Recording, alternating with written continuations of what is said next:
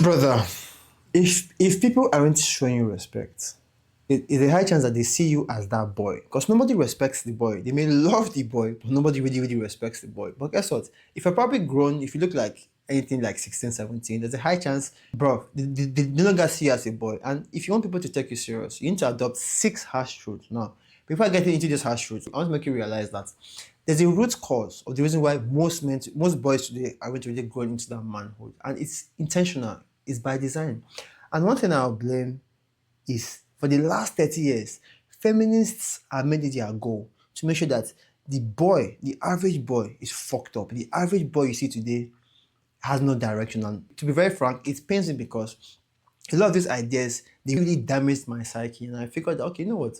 Instead of me being angry at feminists, why don't I just wake guys up? And basically, these are the six harsh truths that I had to come up with in my life. And like I said, I've had my fair share of it. And I'm here to share it right. Number one is one, take full responsibility. No, take extreme ownership of your life. Now, why I use that word extreme ownership is after reading a book by Jocko Willink, right, a Navy SEAL guy, that idea of extreme ownership made me realize that, boy, when you begin to take extreme ownership of everything that happens to you, whether it's your fault or not, you begin to operate differently. You begin to take your life much more serious, which is exactly what the feminists don't want you to do.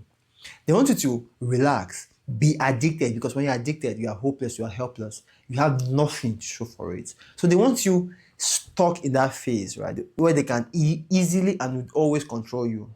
Again, look at it. When you take responsibility for things that happen to you that are not your fault, something magic happens. Because there's a saying that fool me once, shame on you. Fool me twice, shame on me. What that means is I'm not saying I'm so smart. I'm saying that if you fool me, what that means is, okay, you won this time around, but next time I should have learnt my lesson, right? That's what happens. When you need to take responsibility for your life, when things don't go your way, you always have lessons to learn. But again, feminists don't want you to do this because when you do it, you begin to level up. And that itself, if you really do this right, is a core essence of what you call it of self-improvement, where you are picking up the things that people have fooled you with. Because for years, they've been fooling us as young boys, right? Again, if you really dig it, this idea of taking responsibility of not taking responsibility is a feminine way of thinking or doing things. If you really dig it, our fathers were always out of the house, means that we were raised by our mothers. We went to school, female teachers. And guess what? Women themselves don't take accountability. And one thing I'll tell you that one of our greatest struggle as men today is that ability to shift our mindset from being a boy to being a child.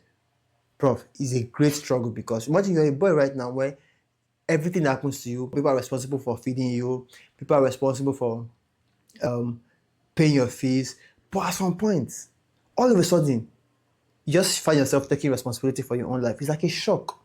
Because I remember when I was like university, for me, it was a rude awakening. I noticed that my father was potentially about to die. And I realized that if this man dies, I'm fucked. Right? Because I was in a pretty expensive school. Right? I was like, if this guy dies, bro, I won't even know where to start from. And at that moment, that was when I began to take my life serious. I began to look for how to make money. I began to force myself to get shit done. I'll tell you this because if you don't take extreme ownership of your life, you're fucked. Again, it all boils down to this feminine thinking we now adopt these days, right? Well, oh no, it's not your fault. Well, they tend to help a child because I've seen parents, right, tell boys, oh, it's not your fault. If that boy keeps growing up with that idea, oh, it's not my fault, what do you think happens? Victim mentality comes in. But we say, okay, boy, okay, you know what? All right, it may not be your fault, but there are things that you can do to make sure it doesn't happen again. Which do you think is more empowering?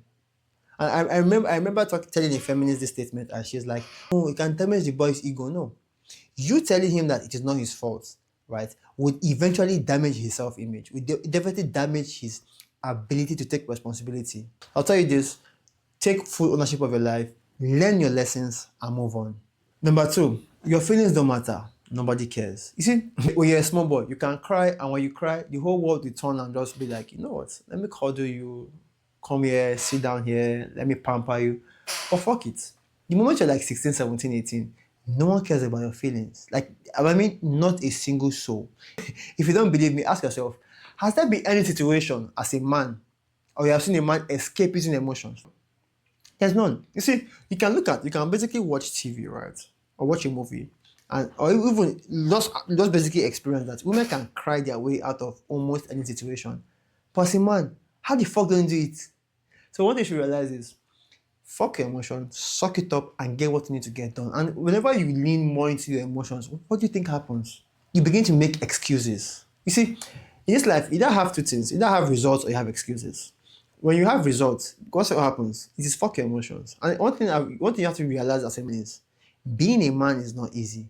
That is why I would always choose to be a man over and over again. Because when you have built yourself to a level, when you have told yourself, because showing up, you building yourself is showing up when you don't feel like it. Bro, that is where the real work starts. But before I turned on this camera, I was about 60-70% energy to shoot this video. But right now, as I'm speaking to you, right into my video, I feel like I should keep going. Because, bro, and that is how that's how it is for discipline. You wake up in the morning, right? Your mind is like, damn, do I have to go to this gym? I don't feel like going to the gym. But ever since, if you begin to have that mindset of fuck it, I show up regardless. The mind is different. This is why you see, you need to be a man. You need to be a man in your head first. I tell you, the earlier you start, the better for you, right? You need to be a man in your head first, years before you become that man. Why you see that boy? Yeah, I said years because trust me, and it's also the mentality you adopt in this video, and that is the very core essence of being disciplined, where you do your work, when you show up without anybody having to cheer you. When you show up when you don't feel like it. Number three is, I'll say, embrace the struggle. There's no other path apart from the struggle. You see, one thing you should realize is, as a man, the struggle makes you more attractive. So this is it, hold on. As a man, struggling makes you more attractive. I won't say struggle, I'll say overcoming struggle makes you more attractive, right? So in a research, there were two men, right? Two men inherited, okay, I think, yeah, two men inherited $1 million. And they asked, well, sorry, there were two men. One, they both inherited money, right? One inherited $2 million and the other one inherited $1 million. Now, who did they find attractive? Obviously, the guy with the $2 million. But there's a slight catch in next research. The guy who had $1 million lost it all and made it back in a year. Who do you think was more attractive? Automatically, it was the guy, because he has proved to himself that he gets it back. And guess what? That does not come by relaxing. That comes by struggling. You see, anything that is worth having as a man, right, is worth struggling for. The body that makes men very attractive comes from struggle in the gym. The diet, right, the diet that gets the physique that everybody craves comes by struggling against junk food, comes by eating discipline, eating clean. Because trust me, it takes a lot of effort to actually resist eating junk food. It takes a lot of effort to not filling yourself with garbage. I'll tell you, whether I like it or not, that idea of struggle is always there. And that's why struggling itself makes you attractive as a man. Now, I'm not telling you to struggle unnecessarily. What I'm saying is struggle for a cause, right? Because when you struggle for a cause, think about it. Overcoming your struggles is the very essence of self-improvement. You have a goal. Self-improvement is pretty simple. Don't let anybody deceive you. You have a goal you're working towards. You are solving or you are overcoming struggles on your way to that problem. It is that simple. Do not overcomplicate it. Like, do you understand? So instead of you crying and bitching about struggle, see it more as a path. See it more that, you know what, if I struggle, guess what happens? You're already above men. Even if you need to show up at the gym consistently three or four times a week, trust me, I heard that you are 20 or top 30% of men all over the world. Do you know how crazy it is? By just showing up at the gym. Now think about it. What about work? Where you are like, either you're in a business, you are launching products, but it puts you on a completely different wavelength, a completely different path. So boy, don't avoid the struggle. In short, lean into that struggle, because the ability to know that you can do things other men wish they could do sets you apart. That's what I'll tell you, bro. Never, never, never in your entire life stop or fall into that idea that you don't want to struggle. 4, people love or respect you based off of what you do. Let's be honest, when you were small, people loved you unconditionally, right? It's like, oh, I remember a joke where they said high school love was the purest form of love because girls loved you when you have perfumes. They loved you when you're not rich. They loved you even the only thing you had was just a school uniform. Yeah, that's like an interesting joke, but that's high school. That's like at that moment, two of you did not know what you were doing. You did not know jack shit of what you were doing. So guess what? She's like at the moment her parents are taking care of her, your parents are taking care of you. So it's like to her, love is that is perfect description of love, but that's love when both of you are still being taken care of. And I knew this thing because when I stepped into university, right, something happened. There's a girl who I was talking to in my high school. She stayed in a different town, but we kept in touch. Like we're talking almost every day, right? In a way of okay, I think I can date her when I get to university, when I get to college. But after my 100 level first semester, she stopped responding to me. I think not stopped, as in full cold turkey. I'll call her, she wouldn't pick. I think I probably gave her like 20 calls on that. She probably picked like two. And one day she was like, oh, I'm currently busy. And that same day when she said she was busy, I saw her take a walk with another guy. At that moment, I was like, okay, you know what? Okay, let me leave her alone. Let me get other girls. And I remember looking for this particular book. I can't remember the name, but I know that I got a particular page on my first read, and it says that women want to be with men who are above, equal, or above their social status.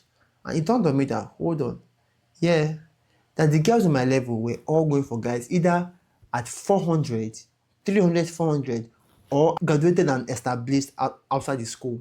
And it dawned on me that, bro, what the fuck is going on? Like I said, I happen to have roommates who were way older than me who kind of made me realize that, boy, the game is these guys are going out for they're going out with, whether like it or not, they are more experienced than I am. They have more to offer than I can. So guess what? It gave me that idea to put my head down, right? And I'll tell you for a fact that that mindset has worked for me. Now, I'm not yet super rich, but one thing I've realized is, bro, it's not easier to get girls. At some point, right? Again, I'll talk about this point later because, to be very frank, I don't really like talking about girls because I'm not this expert or something and I have nothing, like I would always say, I have no relationship course to sell to you, right?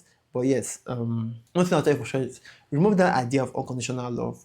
People would always come to you based on how they see you, right? How they perceive you to be. Can you provide? What can you offer? And them gold diggers, it just makes them feel like at least when they get pregnant, if or when they get pregnant, they just want a situation where you as a man can protect them.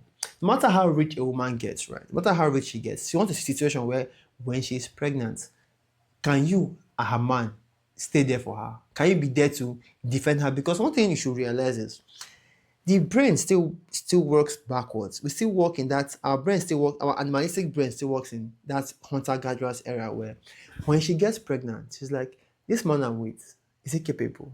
What that means is they look out for you based on what you can do, what you can provide. And I give you a test as a young man. The test I'll give to you is this.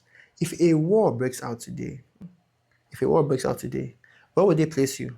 Would they place you where the valuable people are, or they place you where the disposable people are? One thing I've come to realize is, you see, people think your man, you think when a war breaks out, soldiers first, when soldiers first, then reserves, active soldiers, then reserves, then civilians. Sometimes it's not really that way, right?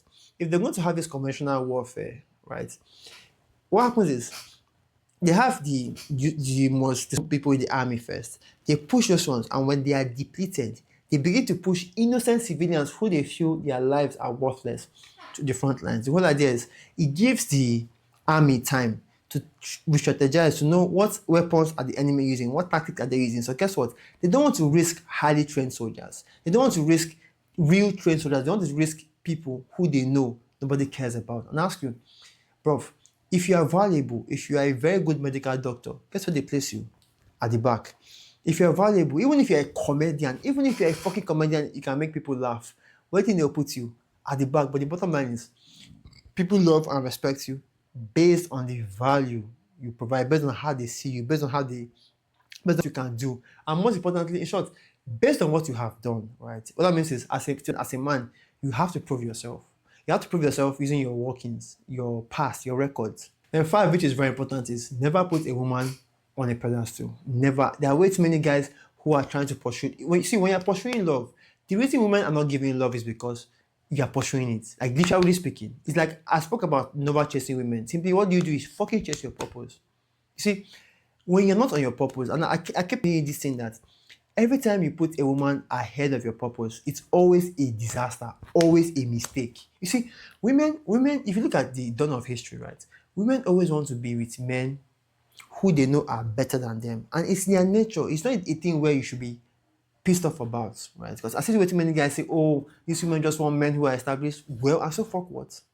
That is the reason that mindset is the reason why I would win, right? Because I know that most men, right, are not willing to do the work, and that's the mindset you should have, right? So when I think I kind of digress, when you never put the one on the pedestal, you put your purpose first. And guess what? Women want to help you get your purpose better. That is the woman you are seeking is a woman who wants to help you. The woman you are seeking is a woman who would want to help you get closer to your purpose. And this is a simple test I give to women, right? And it works for me all the time. This is why I tell you, boys, I really cannot really relate the kind of women you are attracting. Every time a woman kind of walk into my life, right, we're discussing, we're like talking on each other.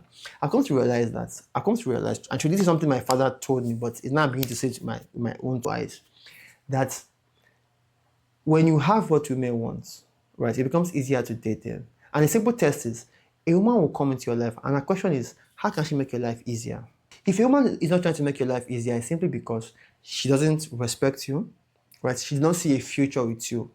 A simple example is women will see me and they'll be like, oh, I want to come and help you cook. Oh, okay, your room is not so tidy, but my room is okay. My room is always okay. Probably after the bathroom, I have a couple of my creams and toiletries are lying around. My grooming stuff is lying around. And like, no, let me be tidy up. And you see, those little gestures to them. That you see, women really like this idea of act of service, where they want to help you as a man that they truly embrace do things. So, bro, that's the harsh truth. If women are not really helping you do shit, is that because they don't see a future with you? So, guess what? They can let you go.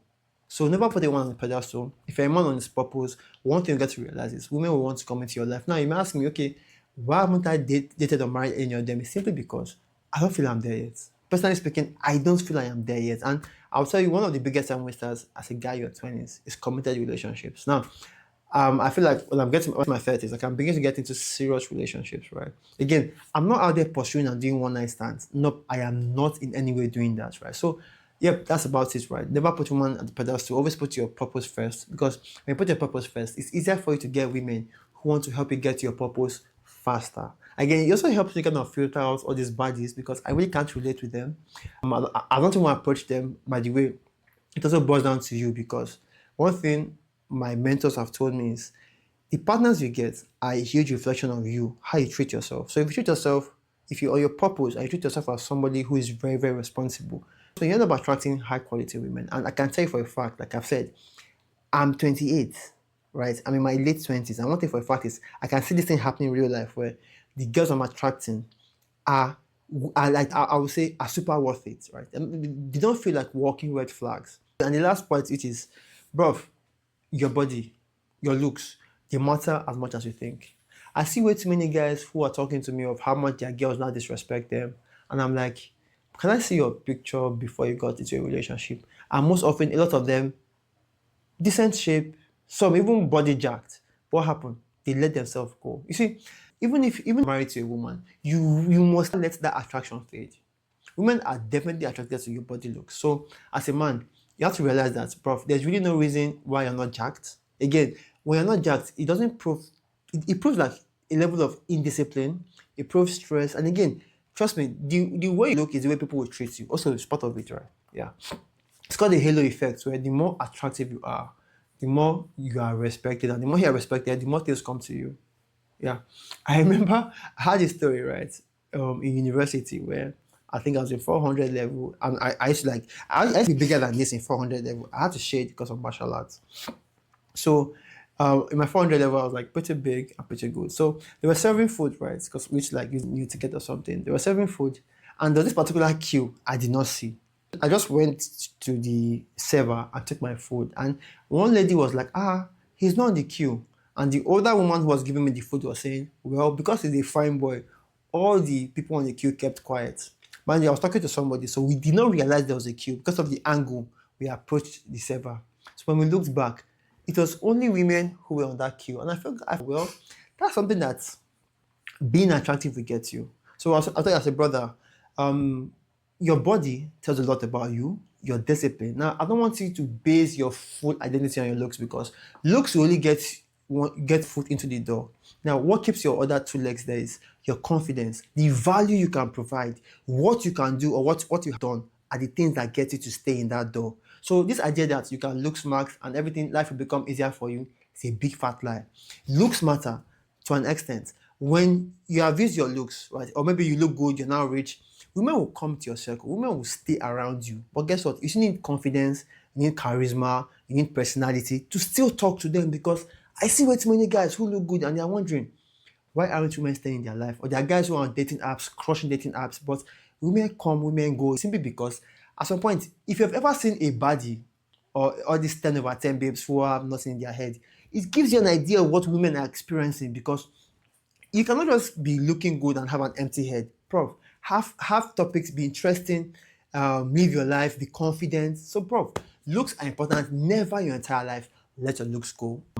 Your looks also determine how disciplined you are, by the way. When I mean your looks, I'm referring to going to eating clean, avoiding junks, avoiding drugs, staying hydrated. And brother, that's basically it, man. You need to adjust your mindset to go from a boy to a man. If you take care of this foundational stuff, trust me, every other thing will begin to reveal itself. Now, there are some things that I will not say here, because I know for a fact that if you follow these six, right, the rest will begin to show themselves later in the future.